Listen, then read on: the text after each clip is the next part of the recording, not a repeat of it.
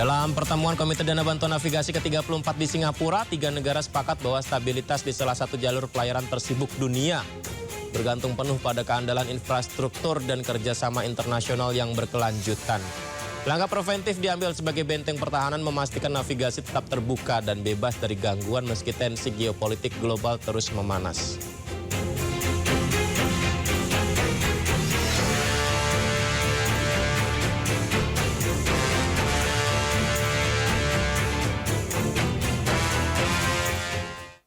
Nah itu pemirsa, kemarin kan kita bicara Hormuz yang mencekam ya. Saat ini Selat Malaka malah mendadak ikut-ikutan terasa kelam.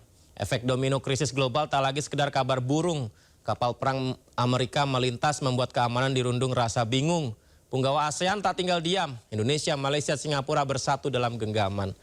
Pertanyaan, apakah 3 negara ini cukup kuat menahan tekanan atau Malaka hanyalah bidak catur baru dalam perebutan kekuasaan? Kita bahas bersama narasumber istimewa kita, sudah hadir di studio Direktur National Maritime Institute Namarin, Siswanto Rusdi. Yudha, apa kabar? Baik, jumpa lagi kita jumpa lagi. Pak Siswanto sehat ya Pak? Alhamdulillah sehat. Baik Pak, Selat Malaka sekarang disorot dunia Pak.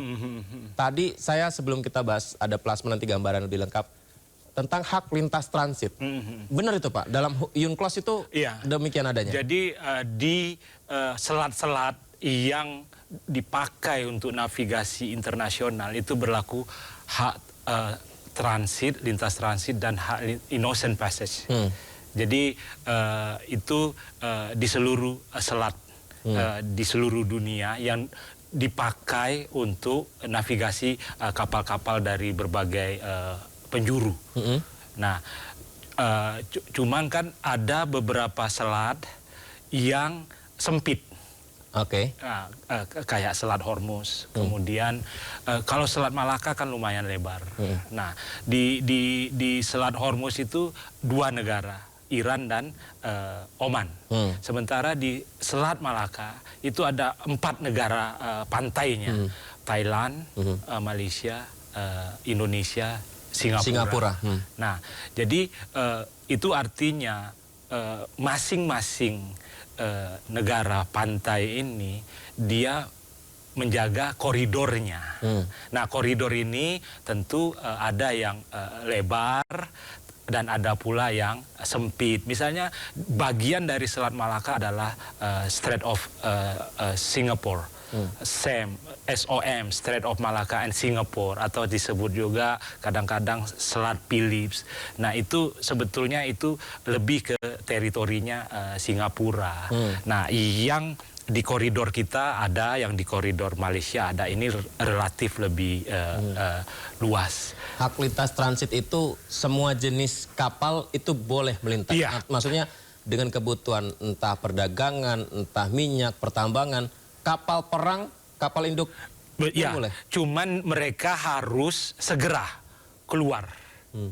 Jadi kecuali kapal-kapal komersial dia boleh masuk ke dalam pelabuhan. Kapal-kapal yang non komersial, terutama kapal perang, dia harus melintas cepat. Tidak boleh berlama-lama di selat itu. Kemudian kapal selam dia harus naik ke permukaan periskop gitu loh, supaya negara pantai, otoritas negara pantainya bisa memantau pergerakan kapal itu apakah masih ada di perairan itu. Karena bagaimanapun selat yang dipakai sebagai pelayaran, alur pelayaran ini pada prinsipnya adalah wilayah teritorialnya negara-negara yang tadi gitu. Tadi itu ya. Baik, Pak Siswanto dan juga pemirsa, dari Selat Hormuz akhirnya sekarang yang juga bikin masyarakat resah adalah kok malah ke Selat Malaka di Asia Tenggara gitu. Sambil kita lihat di layar pemirsa. Ya, ini lebih familiar ya ketimbang Selat Hormuz. Indonesia, Singapura, Malaysia, Singapura, Thailand. Nah, ini ya, lihat nih ya. Ini kan kita, pantai kita, pantai Singapura. Nah, biasanya dalam hukum internasional ada ditarik perairan teritorial, kemudian itu 12 mil, kemudian nanti ditambah zona tambahan 12 mil juga, berarti ada sekitar 24 mil. Jadi dari Malaysia ambil, dari Indonesia ambil. Nah, koridor inilah yang menjadi pelayaran lewatnya kapal-kapal perang atau kapal-kapal itu sampai keluar dari selat ini, dari Singapura keluar atau dari sini, dari Port Blair India masuk. Jadi, nah di sini di kita ada pembagian separation scheme. Jadi supaya kapal tidak bertubrukan, diatur lagi kapal ini lewat sini, kapal ini lewat sini. Jadi kayak kita di jalan raya gitu. Ini selat tersibuk di dunia, Pak ya? Tersibuk ini relatif anunya Yud ya. Kalau Presiden Prabowo kemudian Menteri Luar Negeri Singapura Vivian Balakrishnan menyebut 70% lebih arus barang melintas di sini. Sementara di Selat Hormuz mereka menyebutnya hanya 20%. Tapi 20% itu kan lalu lintas energi. Jadi di sini ya segala macam. Ya energi, ya barang umum melintas di sini. Nah jadi 70% itu karena memang ada pelabuhan Singapura yang dituju oleh sebagian besar dari arus pelayaran ini. Nomor 2, pelabuhan di Malaysia, Tanjung Pelepas atau di Port Klang. Jadi kapal-kapal yang melintas di sini itu sebagian besar ya melintas menuju ke Singapura, Malaysia dan Tanjung Priok. Tanjung Priok di sekitar sini. Pak, mungkin dijelaskan tentang ini kembali Pak, selat ini. Ini saya baca 1/4 volume dagang minyak dunia, kemudian titik tersempit 2,8 km. Per tahun lebih dari 90.000 kapal. Artinya aktivitas di sini juga cukup sibuk dan ketat Pak pengamanan di sini berarti Pak? Iya, jadi di sini di Singapura ada yang disebut Marine Electronic Highway. Oke. Jadi itu adalah satu mekanisme digital supaya menghindari tubrukan. Saking padatnya jalur. Tetapi ya di Selat Philips ini, di Singapura ini yang memang sempit. Sempit gitu. Ya. Tapi kalau di sini luas. Di sini luas. Jadi di sini peluang terjadinya tubrukan atau collision masih tipis. Tapi kalau di sini sampai diberlakukan Marine Electronic Highway supaya kapal itu menjaga posisi masing-masing supaya tidak terjadi tubrukan. Karena ada beberapa kasus terjadi tubrukan di sekitar sini. Oke. Melibatkan kapal tanker ada, kapal kargo umum ada. Kalau jalur lintasan kapal dunia itu melintas ini berarti ke arahnya ke arah mana Pak? Ini apakah kan sebagai jalur cepat atau gimana? Jadi sebetulnya kan ini dari Samudra Pasifik ke Samudra India kan. Jadi dari benua Australia, ini rutenya ke sini kan, ke sana itu Australia itu. Artinya tidak hanya tujuan ke sini saja tapi juga sebagai jalur lintasan kapal-kapal dunia. Iya, tapi kapal besar sekarang itu sudah pindah ke Natuna. Ke Natuna. Iya, jadi kapal besar tidak lagi atau sedikit yang melewati sini karena saking padatnya, dia akan lewat di Selat Lombok di sana, kemudian Selat Makassar, Selat Wetar di sana. Di sini ini kapal-kapal yang relatif kecil, kemudian kapal-kapal yang angkutan barang umum. Tapi kalau tanker, super tanker sudah ke Laut Natuna. Tadi Pak Siswanto disampaikan dari penasihat ahli Iran ya, bilang katanya ya intinya dari pernyataan dia kita harus waspada karena teritoria termasuk Selat Malaka ini ya wilayah regionalnya yang bertanggung jawab menjaga, tidak boleh ada asing. Tanda kutip dia mungkin Amerika atau siapa gitu. Jadi begini, Amerika memang sangat ingin ikut cawe-cawe ya mengamankan selat ini. Ada beberapa skema kerjasama keamanan maritim yang diluncurkan oleh Amerika, misalnya Regional Maritime Security Initiative. Itu Amerika pengen menggandeng Malaysia, Singapura, kemudian Indonesia masuk di dalam skema keamanan maritim Selat Malaka. Tetapi oleh kita ini ditolak karena Selat Malaka ini serahkan saja pengamanannya kepada 3 negara pantai tadi. Tetapi jangan lupa Singapura ini kan temennya Amerika. Di Singapura itu wirawiri kapal-kapal Amerika. Ke sana ya? Ya ke sana, sebutlah saja itu Changi Naval Base misalnya. Nah itu tempat kapal-kapal perang Amerika yang mungkin dari Pasifik atau dari mana gitu singgah di Singapura. Boleh kita sebut pangkalan militer Amerika di Singapura? Iya, kita nyebutnya memang itu sebetulnya disebut Changi Naval Base. Tetapi Amerika dan Singapura kan memiliki perjanjian kerjasama pertahanan. Jadi kapal itu masuk di sana, isi bensin, tukar kru atau beberapa kru malah berlokasi di situ gitu loh. Jadi artinya di dalam 3 negara pantai ini ada satu yang sebetulnya dalam tanda petik temannya Amerika gitu loh. Pangkalan itu sama nggak Pak fungsinya dengan pangkalan militer yang ada di negara-negara Teluk itu Pak?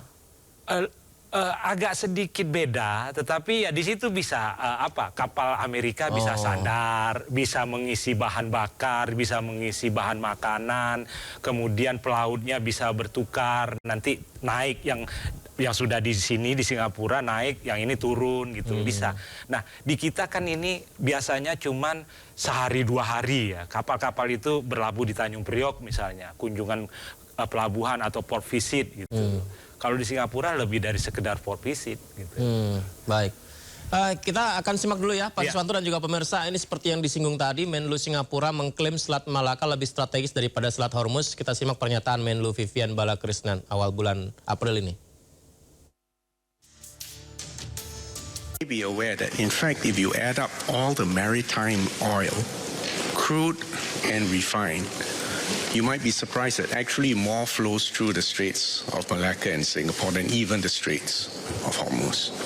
If you think about global trade, container trade, there's far more flowing through this place. And the most important geographical fact, which most people are not aware of, the narrowest point in the Straits of Hormuz is 21 nautical miles. Guess what the narrowest point in the Straits of Singapore is? It's less than 2 nautical miles. So do you understand now why we have to take a categorical position that international law and UNCLOS is the constitution of the oceans, and this is a right.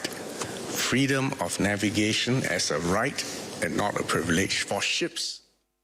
Ya, itu tadi Pak Siswanto, tanggapan dari Menlu Singapura. Bagaimana Pak respon Pak? Ya, jadi menurut saya ini bentuk reaksi Singapura sebagai satu negara yang perannya besar, tetapi gara-gara Selat Hormuz menjadi tidak ada artinya. Jadi mata dunia sekarang tertuju ke Selat Hormuz. Dengan dampak ekonomi yang luar biasa. Sementara Singapura itu seperti klaimnya Vivian juga penting, tetapi kan kapal yang masuk ke sana itu kan kapal kontainer gitu loh. Kapal-kapal tanker itu kan dari selat sana juga, dari Teluk Persia juga gitu loh. Masuk ke dalam refineries yang ada di Singapura, kemudian nanti kita beli atau bahkan minyak itu sudah kontrak dengan kita, cuman disuling di Singapura. Jadi sebetulnya ini semacam pengingat bahwa Singapura ini juga gede loh gitu. Singapura juga bisa memberikan pukulan pada ekonomi dunia, tetapi kami tidak mau. Jadi saya membacanya seperti itu ya, gitu loh. Tetapi kalau memang Singapura pengen ya tutup aja gitu. Karena kan keseratnya sempit gitu loh, kan cuma 2 nautical mile gitu. Tapi maksud saya sebetulnya tidak apple to apple membandingkan Selat Hormuz dengan Selat Singapura atau Selat Philips itu enggak karena kecil ya. Kecil gitu. Dan perdagangan yang disebut tadi itu kan lebih ke perdagangan non energi. Pak Siswanto, kan tadi yang disebutkan kecil ya. Berarti kan lokasi di sini kan tadi kita bahas ya. di sini kan juga ada teknologi yang Pak Siswanto sebut Iya, tadi. Marine Electronic Highway. Marine Electronic Highway. Nah, ini kan Selat Malaka di sini Pak ya. Kalau di sini bagaimana Pak jaminan keamanan pelabuhan-pelabuhan yang ada di sini, kemudian memastikan bahwa kapal-kapal yang melintas di sini dalam koridor yang sesuai aturan? Nah, jadi begini, masing-masing otoritas negara pantai Selat Malaka ini punya yang namanya VTS, Vessel Traffic System. Jadi kapal-kapal yang melintas di sini dibaca EAS-nya, Automatic Identification System-nya. Jadi ini kapal nih, di sini katakanlah ada stasiun radio, stasiun pantai, dia bisa membaca AIS-nya kapal ini. Oh, dia berada di dalam koridornya. Jadi ini kayak kita pakai Google Maps atau apa di mobil. Jadi terbaca. Jadi cuman ini kan dia berbasis EIS. Kalau EIS-nya mati atau dimatikan tidak terbaca oleh stasiun di sini. Nah, ini yang menjadi menurut saya sedikit rawan ketika kapal-kapal masuk dia tidak menghidupkan identifikasi kapalnya sehingga tidak dibaca. Nah, sementara yang di sini saya tadi Marine Electronic Highway itu lebih kepada peta digital. Peta digitalnya ya. Jadi dengan menggunakan peta digital, kapal-kapal itu sudah ketahuan gitu loh. Jadi peta digital itu jadi kayak kita membaca, oh di sini ada sini, ini sini ada sini. Nah, kemudian di sepanjang selat ini ada yang disebutnya strait rep, jadi strait reporting. Jadi seluruh kapal harus melapor ke stasiun pantai tadi. Entah itu di Singapura, atau itu di Indonesia, atau Singapura. Tergantung koridor mana yang mereka lalui. Pak, kalau Selat Hormuz kan sekarang ini yang megang kunci itu Iran ya Pak? Iran, betul. Nah, kalau Selat Malaka ini pemegang kunci utamanya ada nggak sih? Atau 3 negara itu? Iya, 3 negara itu. Jadi beda Selat Hormuz. Selat Hormuz itu seluruhnya teritorial Iran. Yang 33 kilometer itu di Iran sebagian besar ya. Terus ada juga di di Oman. Oman kan? Iya, Oman. Cuman kan Oman apanya itu kan wilayah perairannya itu berbatu karang. Sehingga kapal sulit navigasi di situ. Akhirnya kapal ini sepenuhnya lebih ke sisi Iran gitu. Dan disinilah Iran memantau pergerakan itu. Gitu. Jadi sebetulnya di sini ada Iran, di sini ada Oman. Mereka berbagi Selat Hormuz, tetapi jatah atau koridor yang banyak dipakai oleh pelayaran internasional energi itu di sekitar pesisir Iran. Oh begitu. Pak, tadi disampaikan bahwa 3 negara, Singapura, Indonesia, Malaysia. 4 sebetulnya, karena di sini ada Thailand juga. Thailand ya. Tapi yang berita yang tadi saya baca 3 negara ya? Enggak, itu baru juga. Thailand juga, itu ya sekitar 5, 6, 10 tahun lah baru bagian dari Selat Hormuz ya. Baik, katakan Selat Malaka. Selat Malaka. Katakan 4 negara ini Pak bersiap menjamin keamanan di Selat Malaka. Apakah sudah cukup kuat Pak militer Asia Tenggara, 4 negara termasuk ini? Jadi begini ya, sebetulnya jangan dipahami ke-4 negara ini itu menguasai area ini gitu. Mereka hanya bisa di daerah atau koridornya masing-masing. Wilayahnya masing-masing. Iya. Contoh kan misalkan Malaysia hanya di koridor Malaysia sini saja. Indonesia sini saja. Singapura, Thailand. Jadi tidak bisa juga misalnya, bukan tidak bisa, sejauh ada kesepakatan boleh saja misalnya kapal perang ke 3-4 negara ini melakukan masuk ke wilayah masing-masing. Dan itu kan selama ini ada yang namanya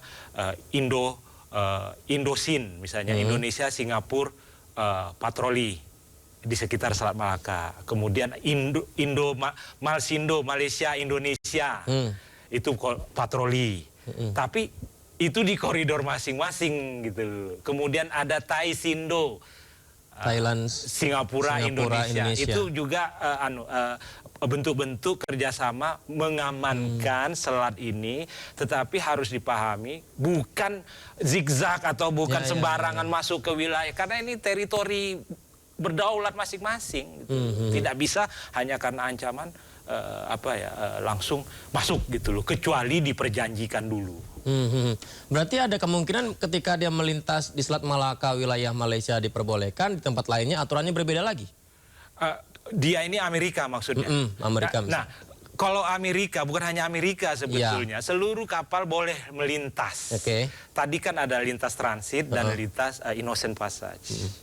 Bisa masuk gitu. Tetapi khusus untuk kapal-kapal perang, dia harus segera tinggalkan koridor ini. Berarti Pak Siswanto, klaim Amerika misalkan dia merasa sedang memantau, menduga ada kapal Iran yang melintas di sini sehingga melakukan pengawasan di sini, itu mungkin terjadi? Kenapa Amerika harus curiga? Orang semua negara boleh masuk kok gitu loh. Jadi disinilah menurut saya negara pantai juga harus merespon Amerika. Kita kasih semua negara hak. Dapat poinnya. Iya gitu loh. Kok kamu mau kejar kapal Iran gitu loh. Karena semua negara pun punya hak yang sama. Iya, semua. Ini kan di sini melintas kapal Prancis, melintas kapal Jerman, pokoknya siapa. Artinya tidak serta-merta ketika ada kapal dari Iran itu ada kepentingan politik atau berhubungan dengan... Sejauh dia menghormati hak masing-masing negara ini gitu loh. Pertama rapor. Ya clearance lah ya.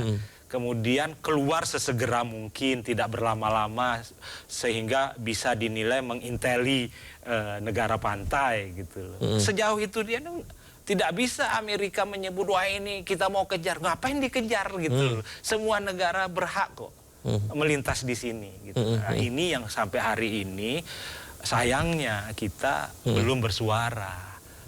Kita baru sebatas mengumpulkan intel di Batam, di Kepulauan Riau. Tetapi bahwa langkah Amerika itu berpotensi melanggar hukum internasional yang tadi disebut oleh Vivian UNCLOS tadi, kita belum bicara gitu. Ini yang harus kita dorong. Hormati dong hak-hak negara pantai ini. Yaitu silahkan bernavigasi, bermanuver di perairan ini, tapi ada Innocent Passage, ada Transit Passage. Satu lagi Pak. Pertanyaan netizen yang umum ini Pak. Ya. Berarti Selat Malaka akankah jadi Hormuz kedua? Agak berat. Agak berat. Karena apa? Siapa yang ngeblokir seluas ini? Selat Malaka itu sekitar 600 mil laut lebarnya. Dan itu ada di Malaysia, ada di Indonesia. Memang yang agak kecil di sini. Di Singapura tadi yang disebut ya? Iya, agak kecil. Siapa yang mau memblokir segede itu? Berapa kapal yang dibutuhkan?